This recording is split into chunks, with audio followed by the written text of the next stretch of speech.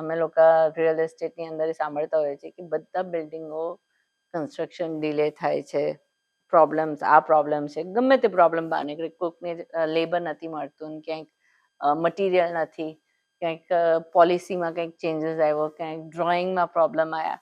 તો આ કન્ટિન્યુઅસ આ બધા પ્રોબ્લેમો અમને સાંભળવા મળે છે.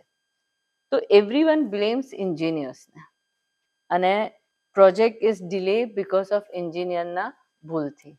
તમે શું કહો છો નિશાંતભાઈ આના ઉપર?